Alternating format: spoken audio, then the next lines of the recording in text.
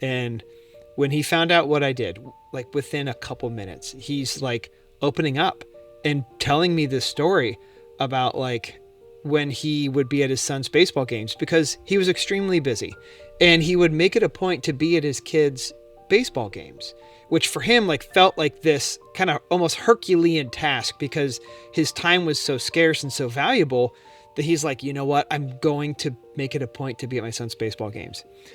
Well, when his kid got older and they were having a conversation, and his son, who was now like, 17 or 18 at this time, he said, Dad, I got to be honest with you. I know you were always at my baseball games, but every time I looked over in the stands, you were on your phone. And what that meant to me was that I come second to your work.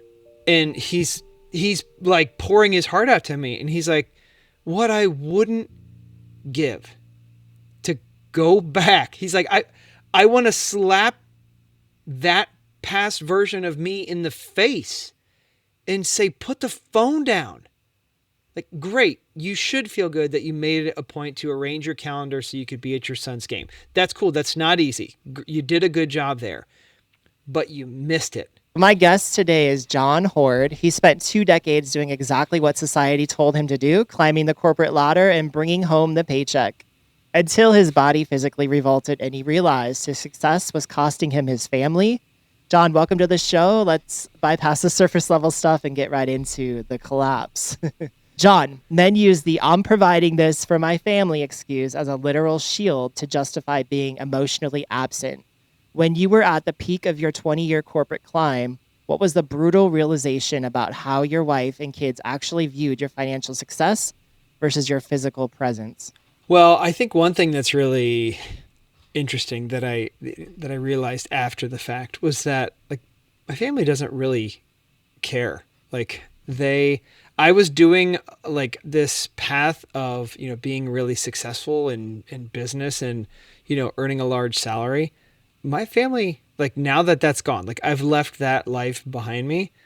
Turns out like I was doing it for them, but they didn't ask me to do that. And like, that's not what they wanted from me. And I'm so thrilled that I realized that before it's too late. Absolutely. My brother, it seems like he puts a lot of pressure on himself, and he's manager of sales, and like he's always working those, I hear, 60 to 80 hour weeks, and which for me is crazy.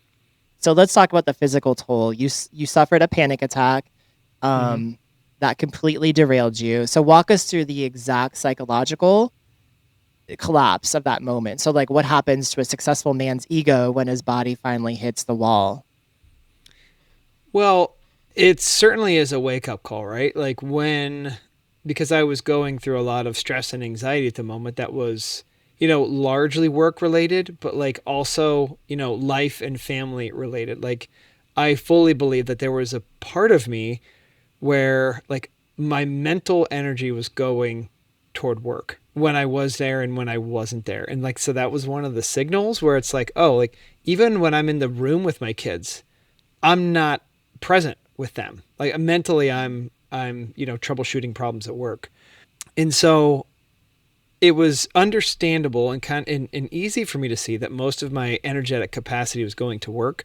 But I think in addition to that, there was this stress that was building up where it's like by giving the lion's share of my energy to work, it was this increasing weight of like knowing that I'm not ultimately living my life the way that I want to live my life. And that was sort of in the background. And so I think those two things sort of piling up in conjunction is what led to, what I believe to be is a panic attack, right? I wasn't diagnosed with it, but my experience was that like my body like lost control, like that I wasn't in control of my body, of my breathing. Like I mentally couldn't like regain control of the situation. And it's the one and only time in my life that I've experienced that or anything close to that severe. So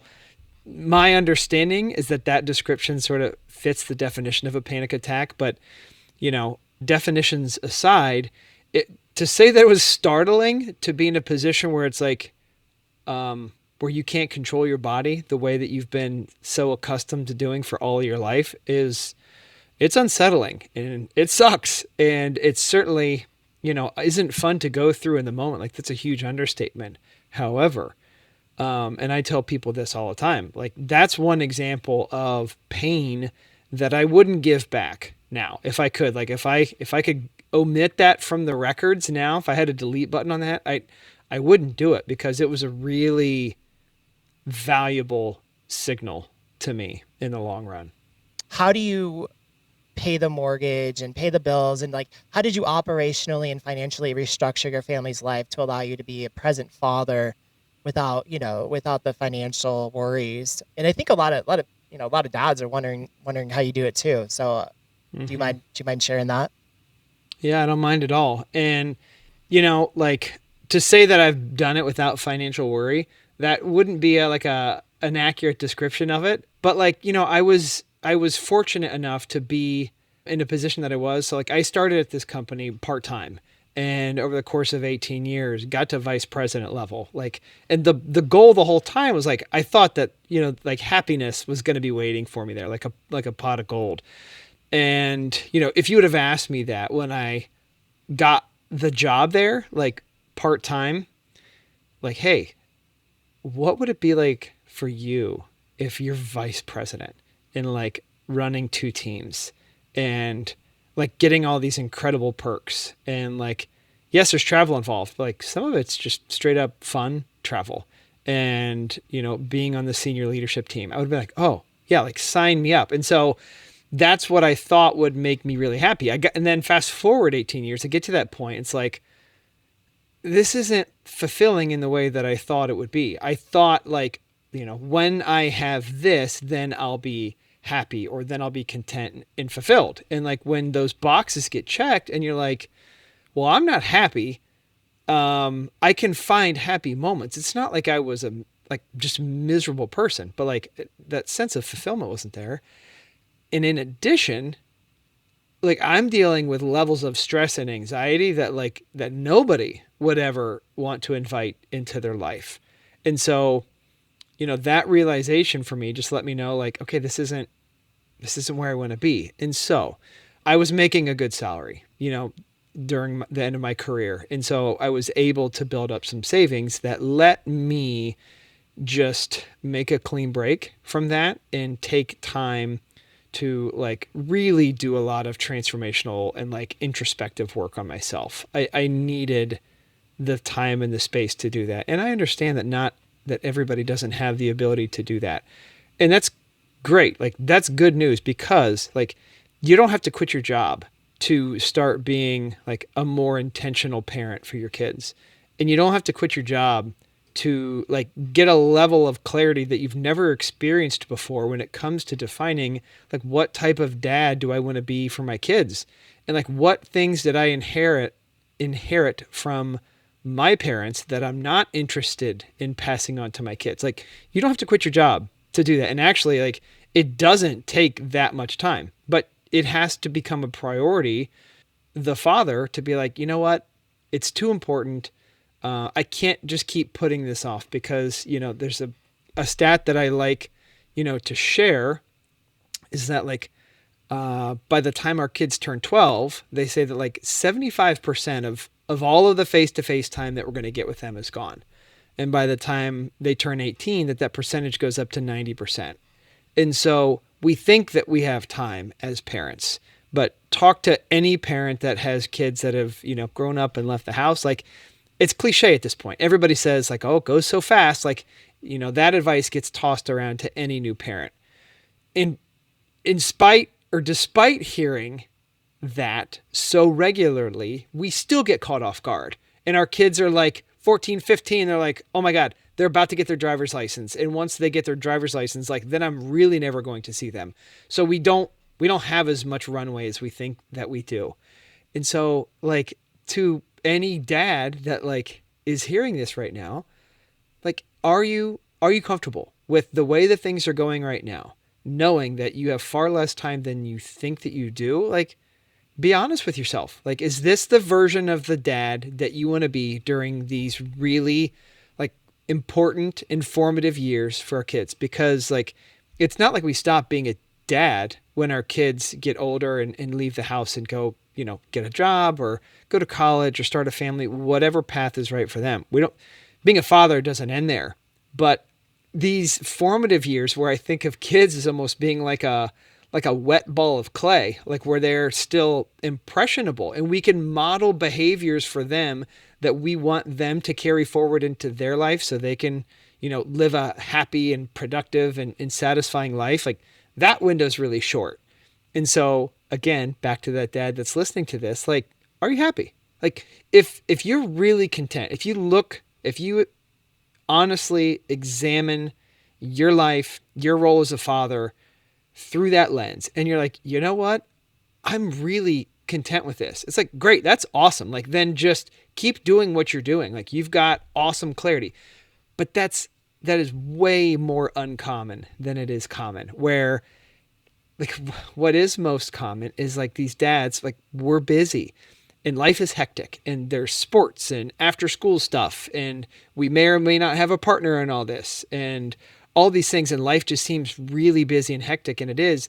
And it's like surviving the day, right? Like I'm providing, basic needs are met. Like 1 week a year we go on a vacation and that's great, but it's like a day-to-day battle. And if we don't stop and like pick our head up and like do some planning when it comes to the type of dad that we want to be, what we risk is the house getting quiet at some point because the kids grow up and leave.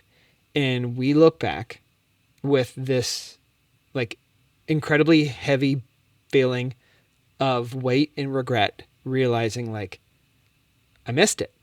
And that, unfortunately, and I've talked to a lot of dads that are in their 60s and 70s, feeling it, my father's included in that group of people. It's awful. And so this is like this is an SOS message going out to people where it's like, if you don't want to feel that, like, cool, like let's dig in and do the work. Oh my God, dude, like I got the chills right now because those statistics like scare me as a dad of two young toddlers because you do feel like, oh man, there's so much time. I have a 4 year old, I have a 1 year old, like, but like knowing that it's like during the formative years as you describe it, like that's basically like the most time we're gonna get with them, and as they get older, it's like there's friends, there's jobs, there's relationships, there's a lot of stuff that's going to take their time, and we're going to see them less and less, and I don't want to have those regrets. I miss the heck out of them, and I don't want to. Yeah, man, I think that's what my worst nightmare is, to get to 60 or 70, realize those years are gone, and want them back knowing you can't get it back. Yeah, I've talked to, there's one guy in particular that I had a conversation with, and when he found out what I did, this guy is probably late 60s, massively successful, like celebrity A-level contacts and business deals. And like from the outside looking in, you'd say like this guy like really lived the life. And when he found out what I did, like within a couple minutes, he's like opening up and telling me this story about like when he would be at his son's baseball games because he was extremely busy, and he would make it a point to be at his kids' baseball games, which for him like felt like this kind of almost Herculean task because his time was so scarce and so valuable that he's like, you know what, I'm going to make it a point to be at my son's baseball games. Well, when his kid got older and they were having a conversation, and his son, who was now like 17 or 18 at this time, he said, Dad, I got to be honest with you, I know you were always at my baseball games, but every time I looked over in the stands, you were on your phone. And what that meant to me was that I come second to your work. And he's like pouring his heart out to me, and he's like, what I wouldn't give to go back. He's like, I want to slap that past version of me in the face and say, put the phone down. Like, great. You should feel good that you made it a point to arrange your calendar so you could be at your son's game. That's cool. That's not easy. You did a good job there, but you missed it. Like, you got it to the 1 yard line and you fumbled the ball. And his kid grew up with this really like stinging example of how much of a priority work was for his dad. And all these examples of how he felt like that work came before him as the son.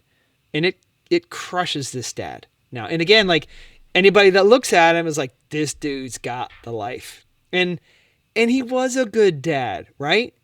But like he wasn't fully there, present. And so it's those examples where, we're it's not about lack of effort, right? Like there are so many dads that are out there working so hard. So it's not a lack of effort. It's not a lack of like good intentions. Dads, they want to provide a better life for their kids than they had themselves. Like that's fine to want that, but we can't hide behind that as a mission, as to be like, hey, I'm going to do this at all costs, and this will be my cross to bear as the father. I'm going to like, you know, commit so heavily and work 60 to 80 hours, and it feels like it's this noble gesture to do because we are sacrificing ourselves doing the hard work, and we're doing it through the lens of we're doing this to provide for our family in a meaningful way. But like I said earlier, like maybe your family doesn't actually want that. Like maybe maybe when your kids grow up and leave the house and you want to work 60 hours a week because like you love doing that, great. But like maybe now's the time to find a way to like move that 60 hours a week down to 40. Or like even if, we can't reduce the number of hours. Let's say they're working an hourly job and they need X hours a week just to cover basic needs. Okay, great. If that's not the variable in the equation that we can adjust, then it shifts into like, okay, how can we truly maximize the quality of the time that we do have with our kids? If we can't get more of it, how do we put more into it, to the time that we already have? And like that is introspective work. Like that's where we have to be honest with ourselves as a father, as a man, as just a human being with feelings and emotions. Like where am I not, measuring up to the way that I want to? Where am I emotionally shutting down when things get hard? Because that's what I saw my dad do. Like it's hard to see those things, and like these changes are incredibly significant to make, but they're not easy to see. And that's where we need, a trusted individual that can help us see these things. Maybe that person is your partner. Maybe it's a really reliable friend. For a lot of people, like working with a coach, like here's a biased perspective. I'm a coach. I really believe in them. Like I have a coach. Other people that don't have a personal relationship with us are able to see things that we're doing in our lives far better than anybody else does. By the way, like this coach, as long as they're a good coach, they're not going to judge you for it, right? Like, so they can speak really openly and honestly, and you can say things to them that you wouldn't say to anybody else. And so all of a sudden, the language that's coming out of the father is different, and the input that's coming back to them is different than it would be anywhere else. So, like, dads, like if something just feels out of alignment right now, do the work. And if you don't know how to do the work, like call me, email Yeah. me, we'll talk. We can have a conversation. Like if you want to like have a 30-minute conversation to just like get an idea of like how things are going, or just to offload something off your chest, like reach out to me. We can talk, and there won't be any charge to do it. It's fine. Is it as simple as just kind of getting down the level as our kids, or is there more to it than that? Yeah. I mean, the phone is an absolute great place to start because, these devices, they are designed by people way smarter than us. And like teams of some of the like brightest people on earth, they are finding ways to make sure that these things hold our attention. So it's not even like a fair fight. And it's not just like finding ways to like offer value. And I'm not I don't want to get caught up in like a whole tangent on like phones, but like they're designed to sort of like manipulate how our brain interprets signals and dopamine and to keep going, like doom scrolling. Like that exists for a reason. That's not an accident. Like that is there by design. And so phones are an awesome place to start. One of the clients that I worked with, he and his kids created a no phone zone. And so the kids' bedrooms were upstairs and the phone could never go past the banister to go up the stairs. It would have to sit on there because upstairs is where the two bedrooms were, and that's a no phone zone. And so like it designing your environment around something that's important and meaningful to you is like a really great place to start. Again, another one on phones, give your kids permission to tell you like, hey, you're on your phone again, or hey, get off your phone. Like tell them like what would it feel like? So many people tell me that getting off their phones is like where they want to start. It's a habit that they can feel is a problem for them as a dad. It's like, cool. So tell your partner or tell your kids, hey guys, I don't want to be on my phone as much because this time with you means way too much to me. Like, think about how that feels for a kid. Like, oh my God, that's a big deal. And to prove it to you, I'm going to let you tell me when I'm on my phone too much. Or like maybe as a family, like let's create like a phone box. There's somebody else that I know. He's a friend of mine, but his kids designed this box and they colored it and it's the phone box. And his kids have permission to go up and ask their dad for his phone and then they put it in the phone box. And then it's like it's a signal of like, hey dad, like I want time with you. And so they come up, they ask for it, he gives it to them, and then, they go build Legos or they go throw the baseball or he lays down on the floor and like gets tummy time like with his youngest daughter. Like phones are a great place to start. You mentioned like being intentional, getting on their level. Yeah, like those are also great ideas. There are so many ways that we can increase the quality of time with our kids. If we can't get more quantity, how do we make the quality better? And that's part of the work that we do inside of the Engaged Father Project is to help dads define what that looks like. What is the like A plus version of you look like as a dad? That you define, not me. Like this program is not like, oh, I figured out how to be such a great dad. You do what I did. It's not that at all. It is what does being a great dad mean to you? And then we turn you into that version of that dad. So, yeah, again, like take the time, do the work, get clear, and start taking steps. I want to let's put this into action, right? So like if a dad's listening out there, he's in the car right now driving home, 10-hour day, brutal traffic, he's about to walk to the door tired, exhausted, irritable, perhaps detached, from work. What is the exact step-by-step system he needs to execute the second he puts his keys on the counter so he doesn't ghost his family? It starts before he even walks in the house. And I would use the threshold of the house as a signal. It is one of the exercises that we do when I take people, through the program that I offer, but we design what that process looks like and feels like for you. So it's like, what are the results that you want to achieve? And then it's like, okay, cool. Like, how do we do that? There's a gentleman that I met. He's a podcast host and he's become a friend of mine, but he's active duty military. And so his process is he takes his boots off in the garage because symbolically, like that is him leaving his military life in the garage and he doesn't take it into the house. And like, you can imagine how hard it is, how hard work and life is for him right now. With the state of things, being active duty military is stressful. And my heart goes out to anybody that's in the military right now and the families that support the people that are in the military. It's hard times. And I'm sorry that this added level of stress is there for you. But he has made it a point to not bring that outside stress into his house. And so for him, he takes his boots off and he feels good about it. And they're like tying in a physical action into something like emotional that we want to do is like a really great way to like signal to ourselves like, okay, this is what's going on. And so he has designed this process to when he walks through the door, like before that the boots are coming off, and then like he's clear about the type of dad that's going to walk through the door. He's not wearing the day's worth of stress on his face. He's not the worry that he has about the future is not on his face. He's walking through with a smile because he's like, I get to be with my girls.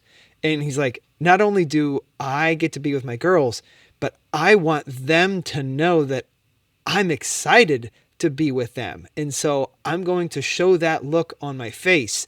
And when I see my wife, I'm going to go up and I'm going to give her like an actual hug that she can feel. And it's not a check the box, peck on the cheek, give a quick hug, and then move on. Like I'm going to take 5 or 10 seconds and actually create a meaningful interaction there. So to answer your question, have a plan for how you enter the home, because your kids don't have any understanding for what your life is like at work, and nor should they. Like you don't have to keep it a secret, but they're kids. They don't know the stress and pressure of everything that's going on, and nor should they. They want time with their dad, and they want to feel safe and loved and happy and all these things. So do that. Yeah, I love that. And the mindset of I get to do this versus I have to. For me personally, that's been one of those things where I'm like, like I have to watch the kids. No, I get to watch the kids. I get to hang out with the Mm. kids. You know what I mean? And that as simple as that for me, that mindset shift is really just important. There's something beautiful about that. So John, from VP to current coach, how do people find you? How do people get your offerings? Find out what's coming up with your future projects and all that. Yeah. Yeah. Thank you. To get in contact with me, Instagram, TikTok, or YouTube, it's at the Engaged Father Project. I also have a community on school.com, which is SKOOL. That community is free to join. There's over 90 dads that are in that community now. And we're doing daily challenges, and we're supporting each other and challenging each other and sharing wins. And like people are like giving advice in there, having like live calls. So like if somebody like, if they know that now's the time and they want to jump in the deep end and do this work, great, we'll talk. But like if they're not sure and they just like want to start to ease into it, join this community on School. Again, it's free, and there is so much value that's happening in there, because there's something really special that happens when, as a dad, where we have a space where we can sort of take our armor off and be around other dads, and like to have a space where it's like, hey, this is hard. Like I'm struggling with this, or life feels hard. And it's, I don't want to paint the picture that it's just a bunch of guys in there sobbing about what's hard. But if you're going through something and it's hard and you're like, hey guys, like, I don't know how to handle this situation. Never been in this before. Or like there's a reoccurring thing and we just can't seem to get it right. Like what has worked for you guys to have a space? Because like that's not conversations that are happening for groups of guys, right? Like guys don't go out to watch a game at like a sports bar, and they don't sit there and just talk about like how hard it is to have, two kids in diapers, right? Like that, or just how hard it is to carry the weight of being a father and working a full-time job. It doesn't just aren't the conversations that happen. But like those are important conversations where we should have a space where we can talk about those things and get support and feedback from other people. And that's what this community is built to do. So if that sounds of interest, come check us out.